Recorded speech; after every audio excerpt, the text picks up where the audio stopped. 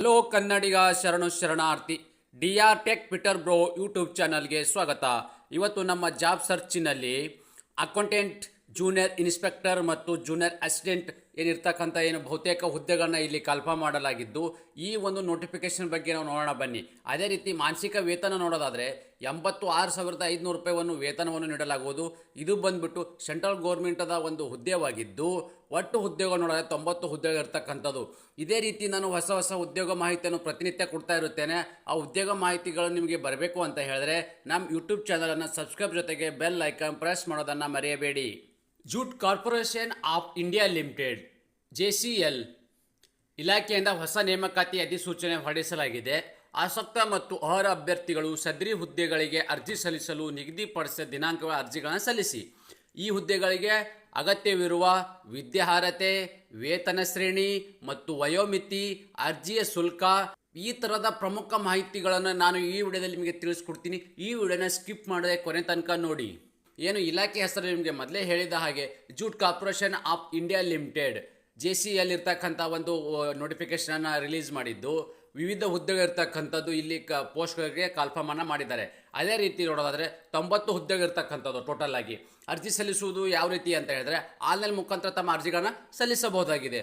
ಉದ್ಯೋಗ ಸ್ಥಳ ನೋಡೋದಾದರೆ ಭಾರತಾದ್ಯಂತ ನಿಮಗೆ ಜಾಬ್ ಪೋಸ್ಟಿಂಗನ್ನು ಹಾಕಬಹುದಾಗಿದೆ. ಹುದ್ದೆಗಳ ವಿವರವನ್ನು ನೋಡೋಣ ಬನ್ನಿ. ಹುದ್ದೆಗಳ ವಿವರ ನೋಡೋದಾದರೆ ಅಕೌಂಟೆಂಟ್ ಇರ್ತಕ್ಕಂಥವ್ರಿಗೆ 23 ವೇಕೆನ್ಸಿಗಳು ಇರ್ತಕ್ಕಂಥದ್ದು, ಜೂನಿಯರ್ ಮತ್ತು ಅಸಿಸ್ಟೆಂಟ್ ಇರ್ತಕ್ಕಂಥವ್ರಿಗೆ 25 ವೇಕೆನ್ಸಿಗಳು ಇರ್ತಕ್ಕಂಥದ್ದು, ಜೂನಿಯರ್ ಇನ್ಸ್ಪೆಕ್ಟರ್ ಇರ್ತಕ್ಕಂಥದ್ದು ಟೋಟಲ್ ಆಗಿ 42 ವೇಕೆನ್ಸಿಗಳು. ಇದು ಟೋಟಲ್ ಆಗಿ 90 ವೇಕೆನ್ಸಿಗಳನ್ನು ಕನ್ಫರ್ಮ್ ಮಾಡಿದ್ದು. ಇದರಲ್ಲಿ ಮತ್ತು 3 ಕ್ಯಾಟಗಿರಿ ಪೋಸ್ಟ್ಗಳಿಗೆ ಸಂಬಂಧಪಟ್ಟಂತೆ ಈ ವೇಕೆನ್ಸಿಗಳ ಬಗ್ಗೆ ನಾನು ನಿಮಗೆ ಇಲ್ಲಿ ವಿವರವನ್ನು ಕೊಟ್ಟಿದ್ದೀನಿ.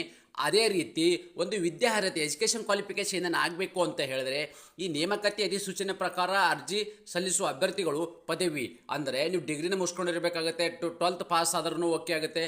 ಅದರಲ್ಲಿ BCom ಪದವಿ ಕೂಡ ಮುಗಿಸಿದವರು ಕೂಡ, ಅದೇ ರೀತಿ MCom ಪದವೀಧರರು ಈ ಅರ್ಜಿಗಳನ್ನು ಸಲ್ಲಿಸಬಹುದಾಗಿದೆ. ಇದು ಮೊದಲೇದಾಗಿ ಏನು ನಿಮಗೆ ಸಿಂಪಲ್ ಆಗಿ ಹೇಳಬೇಕು ಅಂತ ಹೇಳಿದ್ರೆ, ಡಿಗ್ರಿ ಕಂಪ್ಲೀಟ್ ಆಗಿದ್ದವರು ಹಾಕ್ಬೋದು, 12th ಪಾಸ್ ಆದ್ರೂ ಹಾಕ್ಬೋದು. BCom ಮತ್ತು MCom ಪದವೀಧರರು ಅಂದರೆ ಡಿಗ್ರಿನ ಕಂಪ್ಲೀಟ್ ಮಾಡಿರ್ತಕ್ಕಂಥ ಅಭ್ಯರ್ಥಿಗಳು ಈ ಒಂದು ಅಪ್ಲಿಕೇಶನ್ಗೆ ಹಾಕೋಕ್ಕೆ ಎಲಿಜಿಬಲ್ ಇರ್ತಾರೆ.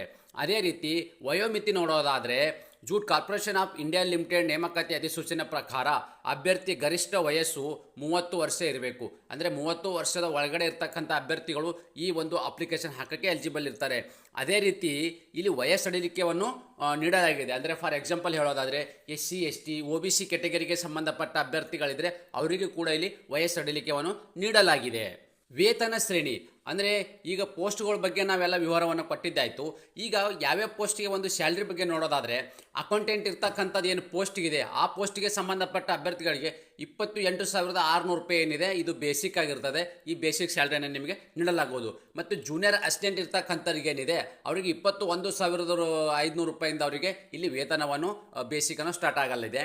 ಮತ್ತು ಜೂನಿಯರ್ ಮತ್ತು ಇನ್ಸ್ಪೆಕ್ಟರ್ಗೆ ಇರ್ತಕ್ಕಂಥ ಇದೇನು ಅಭ್ಯರ್ಥಿಗಳು ಏನಿದ್ದಾರೆ ಅವರಿಗೆ 21,500 ರೂಪಾಯಿ ಅವರಿಗೆ ಈ ಬೇಸಿಕ್ಕಿಂದ ಸ್ಯಾಲ್ರಿಯನ್ನು ಸ್ಟಾರ್ಟ್ ಆಗುತ್ತೆ. ನಿಮಗೆ DA HRA ಮತ್ತು ಅದರ್ ಬೆನಿಫಿಟ್ಸ್ ಅಲೌನ್ಸಸ್ ಎಲ್ಲ ಸೇರಿ ನಿಮಗೆ ಟೋಟಲ್ ಪ್ಯಾಕೇಜ್ ಇದು ಬೇರೆ ಇರುತ್ತೆ. ಇದು ಬೇಸಿಕ್ ಮಾತ್ರ ಸ್ಯಾಲ್ರಿ ಇರುತ್ತೆ. ಇದು ಅರ್ಜಿಯ ಶುಲ್ಕ, ಈ ಅಪ್ಲಿಕೇಶನ್ ಫೀಸ್ ಎಷ್ಟಿದೆ ಎಂಬುದನ್ನು ನಾವು ನೋಡೋಣ ಬನ್ನಿ. SC ST ಅಂಗವಿಕಲ ESM ಅಭ್ಯರ್ಥಿಗಳು ಅರ್ಜಿ ಶುಲ್ಕ ಇರುವುದಿಲ್ಲ. ಅಂದರೆ SC ST ಅಂಗವಿಕಲ ESM ಅಭ್ಯರ್ಥಿಗಳಿಗೆ ಯಾವುದೇ ರೀತಿಯಿಂದ ಇಲ್ಲಿ ಅರ್ಜಿ ಶುಲ್ಕವನ್ನು ಇಲ್ಲ. ಅಂದರೆ ಅವರಿಗೆ ಅರ್ಜಿ ಶುಲ್ಕದಿಂದ ಅವರಿಗೆ ವಿನಾಯಿತಿಯನ್ನು ನೀಡಲಾಗಿದೆ. ಅದೇ ರೀತಿ ಸಾಮಾನ್ಯ ಮತ್ತು ಮಾಜಿ ಸೈನಿಕ OBC EWS ಮತ್ತು ಆಂತರಿಕ ಅಭ್ಯರ್ಥಿಗಳು ಅಂದರೆ ಇಲ್ಲಿ 250 ರೂಪಾಯಿ ಅವರಿಗೆ ಡಿಡಿಯನ್ನು ವಿಧಿಸಲಾಗಿದೆ. ಅಂದರೆ ಈ ಸಾಮಾನ್ಯ ಅಂದರೆ ಜನರಲ್ ಕ್ಯಾಟಗರಿಗೆ ಸಂಬಂಧಪಟ್ಟ ಅಭ್ಯರ್ಥಿಗಳು, OBC ಕ್ಯಾಟಗರಿಗೆ ಸಂಬಂಧಪಟ್ಟ ಅಭ್ಯರ್ಥಿಗಳು, ಮಾಜಿ ಸೈನಿಕ ಮತ್ತು EWS ಮತ್ತು ಆಂತರಿಕ ಅಭ್ಯರ್ಥಿಗಳು. ಅಂದರೆ ಈ ಥರದ ಆಂತರಿಕ ಮೀನ್ಸ್ ಏನಪ್ಪ ಅಂದರೆ ನೀವು ಆ ಸಂಸ್ಥೆಯಲ್ಲಿ ಕೆಲಸ ಮಾಡ್ತಕ್ಕಂಥ ಅಭ್ಯರ್ಥಿಗಳು ಇದ್ದರೂ ಕೂಡ ಇಲ್ಲಿ 250 ರೂಪಾಯಿ ಅವರಿಗೆ ಇಲ್ಲಿ ಅವರ ಅರ್ಜಿ ಶುಲ್ಕನೂ ಇಲ್ಲಿ ತುಂಬಬೇಕಾಗತ್ತೆ. ಆಯ್ಕೆ ವಿಧಾನ, ಸೆಲೆಕ್ಷನ್ ಪ್ರೊಸೆಸ್ ಹೇಗೆ ಮಾಡಲಾಗ್ತದಪ್ಪ ಅಂತಂದರೆ, ಅಭ್ಯರ್ಥಿಗಳಿಗೆ ಕಂಪ್ಯೂಟರ್ ಆಧಾರಿತ ಪರೀಕ್ಷೆ, ವ್ಯಾಪಾರ ಪರೀಕ್ಷೆ ಮತ್ತು ದಾಖಲೆ ಪರಿಶೀಲನೆ ಮತ್ತು ಸಂದರ್ಶನ ನಡೆಸಿ ಆಯ್ಕೆಯನ್ನು ಮಾಡಲಾಗುವುದು. ಇಲ್ಲಿ ಮೊದಲನೇದಾಗಿ ಏನಪ್ಪ ಅಂತಂದರೆ ಇಲ್ಲಿ ಕಂಪ್ಯೂಟರ್ ಅಂದರೆ CBT ಎಕ್ಸಾಮನ್ನು ನಡೆಸಲಾಗುವುದು. ಅಂದರೆ ಕಂಪ್ಯೂಟ್ರಲ್ಲಿ ಆಡ್ತಕ್ಕಂಥದ್ದೇನು ಆಧಾರಿತ ಎಕ್ಸಾಮ್ ಇರ್ತದೆ, ನಿಮಗೆ ಕಂಪ್ಯೂಟರ್ ಬೇಸ್ ಇರ್ತಕ್ಕಂಥದ್ದು ಮೊದಲನೇದು ಎಕ್ಸಾಮನ್ನು ನಡೆಸ್ತಾರೆ. ಆ ಎಕ್ಸಾಮನ್ನು ಪಾಸ್ ಆದ ಅಂದರೆ ಕ್ವಾಲಿಫೈ ಆಗಿರ್ತಕ್ಕಂಥ ಅಭ್ಯರ್ಥಿಗಳನ್ನು ದಾಖಲೆ ಪರಿಶೀಲನೆ ನಡೆಸಲಾಗುವುದು. ಅಂದರೆ ನಿಮ್ಮ ಡಾಕ್ಯುಮೆಂಟ್ ವೆರಿಫಿಕೇಷನ್ ಮಾಡ್ತಾರೆ. ಈ ಡಾಕ್ಯುಮೆಂಟ್ ವೆರಿಫಿಕೇಷನ್ ಆದಮೇಲೆ ನಿಮಗೆ ಇಲ್ಲಿ ಸಂದರ್ಶನ ನಡೆಸಿ ಫೈನಲ್ ಆಗಿ ಇಲ್ಲಿ ಆಯ್ಕೆಯನ್ನು ಮಾಡಲಾಗುವುದು. ಪ್ರಮುಖ ದಿನಾಂಕಗಳು ನೋಡೋದಾದರೆ ಅರ್ಜಿ ಸಲ್ಲಿಸಲು ಪ್ರಾರಂಭ ದಿನಾಂಕ 10 ಸೆಪ್ಟೆಂಬರ್ 2024. ಆಲ್ರೆಡಿ ಈ ಅಪ್ಲಿಕೇಶನ್ ಪ್ರಾರಂಭವಾಗಿದ್ದು ಅರ್ಜಿ ಸಲ್ಲಿಸಲು ಕೊನೆಯ ದಿನಾಂಕ 30 ಸೆಪ್ಟೆಂಬರ್ 2024. ಇಷ್ಟರ ಒಳಗಡೆ ತಮ್ಮ ಅರ್ಜಿಗಳನ್ನು ಸಲ್ಲಿಸಬೇಕು. ಅದೇ ರೀತಿ ಪ್ರಮುಖ ಲಿಂಕ್ಗಳು ನೋಡೋದಾದರೆ ಈ ನೋಟಿಫಿಕೇಷನ್ ಏನಿದೆ, ಈ ನೋಟಿಫಿಕೇಷನ್ ಬಗ್ಗೆ ನಾನು ನಿಮಗೆ ಆಲ್ರೆಡಿ ಫುಲ್ ವಿವರವನ್ನು ಕೊಟ್ಟಿದ್ದೀನಿ. ಮತ್ತು ಅರ್ಜಿ ಸಲ್ಲಿಸುವ ಏನು ಲಿಂಕ್ ವೆಬ್ಸೈಟ್ ಇದೆ, ಈ ಅರ್ಜಿ ಸಲ್ಲಿಸುವ ಏನು ಲಿಂಕ್ ಏನು ವೆಬ್ಸೈಟ್ ಇದೆ, ನನ್ನ ಯೂಟ್ಯೂಬ್ ಮತ್ತು ಡಿಸ್ಕ್ರಿಪ್ಷನ್ ಬಾಕ್ಸಲ್ಲಿ ಆ ಲಿಂಕನ್ನು ಕೊಟ್ಟಿರ್ತೀನಿ. ಮತ್ತು ನನ್ನ ಟೆಲಿಗ್ರಾಮ್ ಚಾನಲ್ ಕೂಡ ಅಲ್ಲಿ ಲಿಂಕನ್ನು ಕೊಟ್ಟಿರ್ತೀನಿ. ನೀವು ನೇರವಾಗಿ ಆ ಲಿಂಕನ್ನು ಕ್ಲಿಕ್ ಮಾಡೋ ಮೂಲಕ ತಮ್ಮ ಅಪ್ಲಿಕೇಶನ್ಗಳನ್ನು ಹಾಕಬಹುದಾಗಿದೆ. ಇದೇ ರೀತಿ ನಾನು ಹೊಸ ಉದ್ಯೋಗ ಮಾಹಿತಿಯನ್ನು ಪ್ರತಿನಿತ್ಯ ಕೊಡ್ತಾ ಇರುತ್ತೇನೆ. ಆ ನೋಟಿಫಿಕೇಷನ್ಗಳು ನಿಮ್ಗೆ ಬರಬೇಕು ಅಂತ ಹೇಳಿದ್ರೆ ನಮ್ಮ ಯೂಟ್ಯೂಬ್ ಚಾನಲನ್ನು ಸಬ್ಸ್ಕ್ರೈಬರ್ ಜೊತೆಗೆ ಬೆಲ್ ಐಕಾನ್ ಪ್ರೆಸ್ ಮಾಡೋದನ್ನು ಮರೆಯಬೇಡಿ.